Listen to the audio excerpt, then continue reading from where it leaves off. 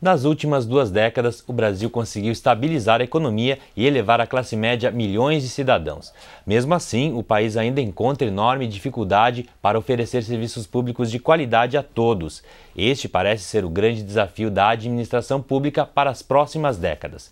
Será que o Brasil vai conseguir superá-lo e deixar de ser uma sociedade de contrastes? Este é o assunto do Conexão Pública de hoje e aqui conosco o professor e pesquisador da UDESC e doutor em administração pública, José Francisco Salme. Professor, obrigado pela participação e seja bem-vindo ao nosso programa. Eu é que agradeço a gentileza do convite e estou à sua disposição. Professor, em julho, agora, a sociedade brasileira foi às ruas, se manifestou, pediu mudanças na gestão pública no governo do Brasil, governo de uma forma geral, A administração pública do Brasil, ela está entendendo essa demanda e está sanando essas necessidades? Não dentro da expectativa das ruas, sem dúvida nenhuma. A transformação da área pública deve necessariamente ser maior do que aquilo que está sendo feito. Se você olhar a década de 70, houve movimentos no mundo. Década de 80, houve movimentos no mundo. Década de 90, se parou. O novo século, a entrada do novo século encontrou até em alguns países da África movimentos, E você vê que nós estamos vivenciando movimentos na Europa, nos Estados Unidos, no Canadá, estamos vivenciando movimentos de uma forma, eu até diria, uma das mais belas páginas da democracia do Brasil, quando milhões vão para a rua e se manifestam de maneira pacífica e de forma difusa dizem que nós precisamos reordenar a sociedade. É preciso rearticular a sociedade e dentro disso a área do serviço público. Veja você, no momento em que as pessoas vão para a rua, elas no fundo estão dizendo que nós precisamos de mais equidade, precisamos de mais igualdade, precisamos de mais ética e precisamos de uma transformação profunda nas instituições que prestam serviços públicos. As pessoas já não creem mais quando elas veem aquele sujeito fardado que elas têm segurança. Elas já não acreditam mais quando vem aquele sujeito com um estetoscópio que elas vão ter saúde. Elas já não acreditam mais que aquela sala de aula seja o lugar onde se aprende. Na medida em que a sociedade perde a crença, a sociedade perde a liga que a une. Você já não tem mais o amálgama da sociedade, porque a sociedade, enquanto sociedade, ela precisa ter uma cola, uma liga, uma amálgama que mantém junto. E o que é isto? São as crenças nas instituições. Se a administração pública, em larga escala, representa essas instituições, se as pessoas não acreditam mais nisso, então, problema maior ainda, porque a classe média ascendente também quer serviços públicos de qualidade. Exatamente, professor, agora, nos últimos anos... Nós estamos numa esquina da história em que os governos precisam e a sociedade precisam encontrar respostas. Não há mais como protelar isso. O senhor falou da classe média, Nos últimos anos, milhões de cidadãos migraram para a classe média e consigo levaram novas demandas aí e passaram a usar mais os serviços públicos, Como é que o senhor encara esse movimento de ascensão social e quais são as consequências disso para o futuro, tanto positivas quanto negativas? Veja bem, a ascensão da classe média se deu em função de um momento que eu diria único na história do Brasil. Você vê que o mundo inteiro demandava os recursos do Brasil. Nós nunca tivemos tantos recursos e tivemos tal estabilidade quanto nos últimos 20 anos, 15, 20 anos. Foi um momento que os governos deveriam ter criado uma infraestrutura física e precisavam ter feito as grandes reformas. E uma dessas grandes reformas é a necessidade de repensarmos o serviço público. Essas grandes repartições piramidais, com gestores que muitas vezes não têm competência para gerir a área. Isso precisa ser repensado. Nós precisamos trazer junto com as organizações públicas, as organizações sociais que também prestam serviço público. Isto tudo tem que ser repensado, tem que ser refeito. E para isso os governantes precisam pensar a forma de produzir o bem público, coisa que não está acontecendo. Se reforça o velho sistema piramidal, burocrático na sua essência, que pelas pesquisas nós já sabemos que ele é tremendamente limitado. E quando não tem o que se fazer mais, se culpa o servidor, porque ele é malandro, porque ele não trabalha, porque ele não quer nada com nada. Mas quem o dirige? Será que ele por si só vai fazer um milagre? Ou nós precisamos de gestores competentes? Quem são esses gestores? É preciso repensar tudo isso.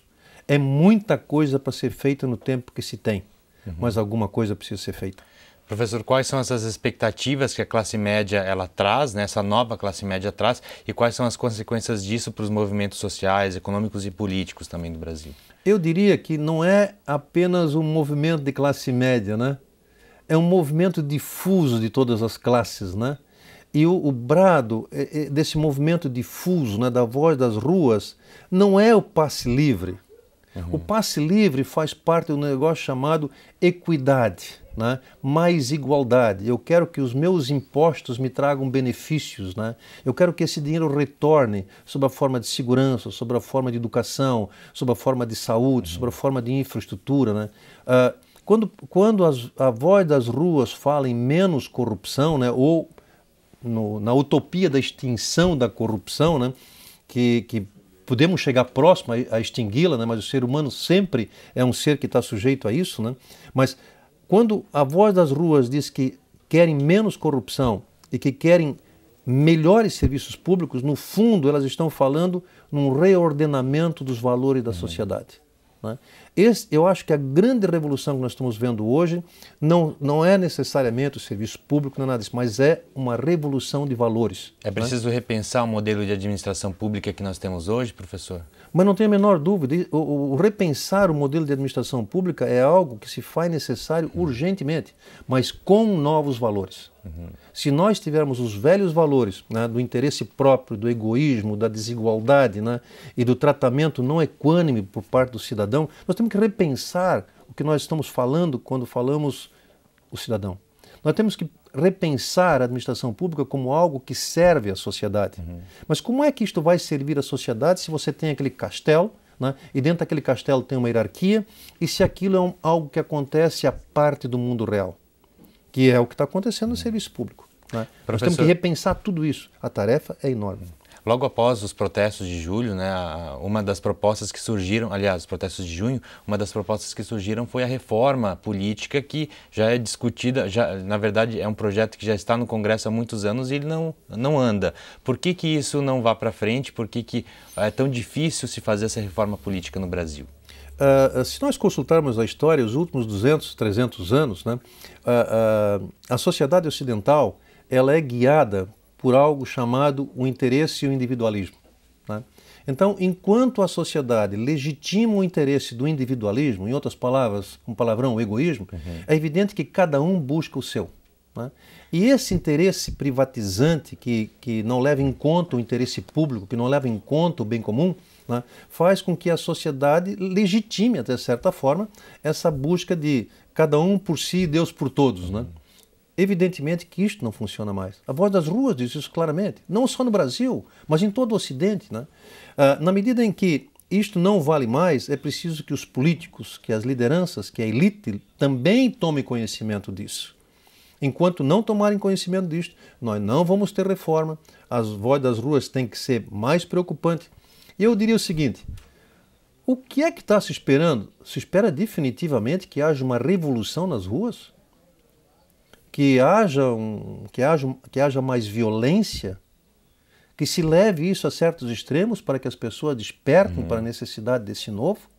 Basta ver, as pessoas enxergam isso, mas elas têm os seus interesses tão arraigados e tão arraigados na velha ordem, né, que elas não veem como fazer isso sem trazer prejuízo a elas próprias. E aí não fazem. E é evidente que a voz das ruas sensibilizou os congressistas, sensibilizou os políticos de toda a ordem naquele momento a promoverem as mudanças. Mas isto enquanto a voz das ruas ainda se fazia ouvir. Né? Na medida em que a voz das ruas já não tinha mais o clamor, né, público e tal, né, o movimento arrefeceu. Né? E aliás, muitos esperavam, e na época muitos diziam isso, né? Só que não se enganem, isto não vai continuar assim.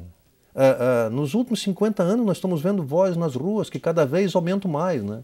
E é preciso que se tome, é preciso que hajam estadistas, políticos e que sejam capazes de fazer essas mudanças que a sociedade requer. Com certeza, não há mais como voltar atrás. A insatisfação só tende a crescer, né? A insatisfação só tende a crescer, sem dúvida nenhuma. Eu vou pedir uma licença para a gente fazer um pequeno intervalo, professor, e nós voltamos em instantes com o debate sobre os desafios da administração pública do Brasil. Até já!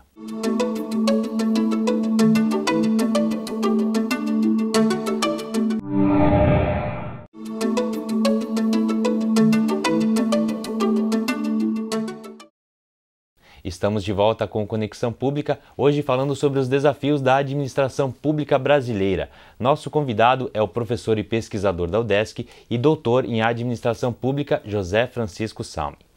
Professor, no primeiro bloco, então, a gente falou um pouco dos serviços públicos. A população ela está insatisfeita, paga muito imposto e recebe serviços públicos de má qualidade, aquém do que deveria receber, né, professor?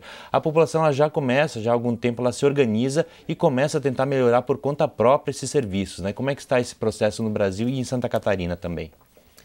Eu começaria até afirmando que no mundo há um movimento nesse sentido, né?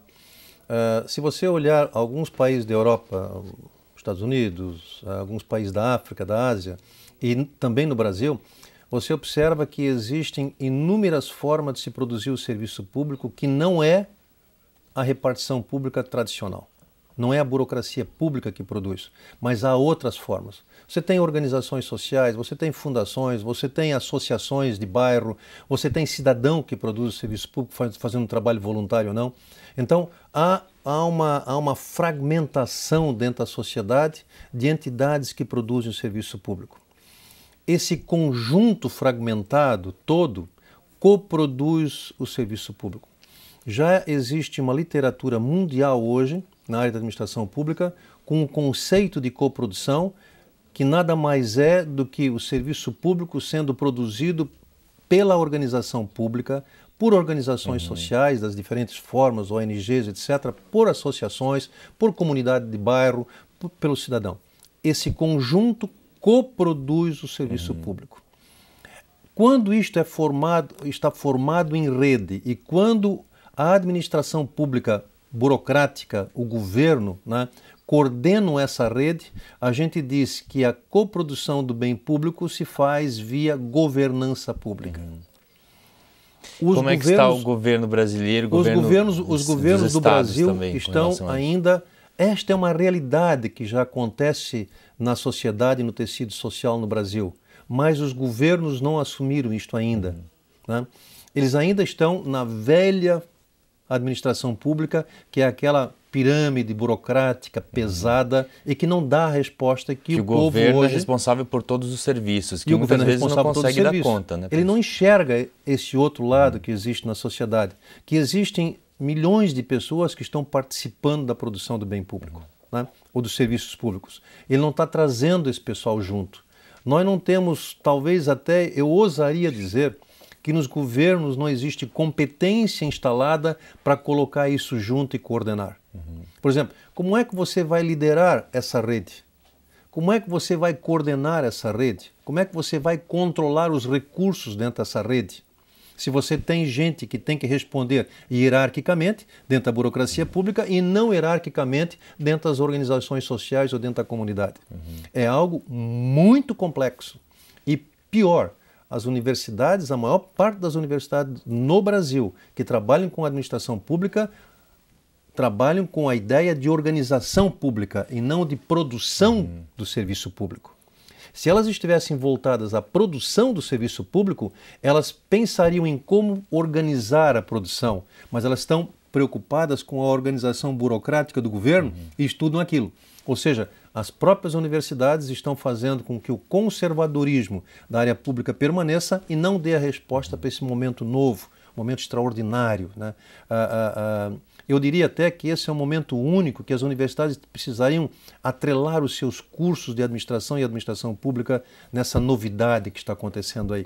Lamentavelmente, estão faltando cientistas sociais na maioria dos cursos de administração pública. Lamentavelmente. O professor realizou uma pesquisa sobre essas organizações sociais em Santa Catarina e descobriu que elas são muitas e muitas pessoas trabalham para melhorar os serviços públicos no estado, né? Em Santa Catarina houve uma pesquisa financiada pelo PNUD há alguns anos atrás, e foi levada a efeito pelo Grupo Politeia da UDESC. Inicialmente eu coordenei, mas depois foi uma outra professora, a professora Maria Esté, que coordenou. Nós levantamos aproximadamente 55% da área e da população de Santa Catarina, né? Foi uma pesquisa que levou aproximadamente 10, 12 meses, né? E nós levantamos 11 mil e poucas organizações não governamentais, sejam fundações, sejam associações, né? Mas formalmente constituídas, né? Eu ousaria dizer que Santa Catarina tem aproximadamente 30 mil organizações dessa monta. Surpresa, entre 5 e 10 mil, não tenho os dados aqui comigo agora, foi há bastante tempo, dessas organizações prestam serviços públicos. Elas estão ajudando em hospitais, elas estão ajudando em escolas, elas estão ajudando na área da segurança, elas estão ajudando na área de esporte e lazer, né? Tem coisas incríveis que acontecem em Santa Catarina. Na área, por exemplo, de associação e apoio à velhice, né? Tem, no Oeste, é riquíssimo nisso aí, né? Ora, se esse pessoal presta serviços públicos, né? Se eles estão lá com os seus recursos minguados, e a média de pessoas que trabalham para essas instituições, voluntariamente ou não, algumas até pagas, né, são na ordem de 10 pessoas. Se você tivesse 10 mil organizações desse porte que prestam algum serviço público em Santa Catarina, cada uma com 10 funcionários ou 10 pessoas trabalhando, empregados ou voluntários, você teria uma média de 100 mil pessoas no estado de Santa Catarina que não estão na folha de pagamento do estado, mas que prestam serviços ao público, servem ao público. E muitas delas com extrema eficiência. Muitas organizações elas também recebem dinheiro público. Muitas organizações recebem dinheiro público e eu acho que nós não estamos noticiando todas aquelas que empregam bem esse serviço. Nós estamos noticiando a minoria que não emprega bem. Que corrompe, né? que tem corrupção envolvendo esses recursos. Mas aquelas lá que recebem um recursinho minguado, ou que arrecadam um recursinho minguado, ou que os seus participantes vão lá e colocam o seu dinheiro, entende? Isto não é noticiado. De qualquer forma, o Estado ele precisa controlar, ele precisa participar mais, né? Precisa chamar essas organizações para participar. O Estado precisa coordenar esse esforço, né? E também fiscalizar. Vou dar um exemplo aqui que todo mundo conhece, né? O Instituto Padre Wilson, em Florianópolis. Né? O trabalho que esse pessoal faz maravilhoso. É um trabalho muito importante. É um trabalho importantíssimo. Quantas instituições semelhantes, algumas de pequeno porte, outras de porte igual, existem em Santa Catarina?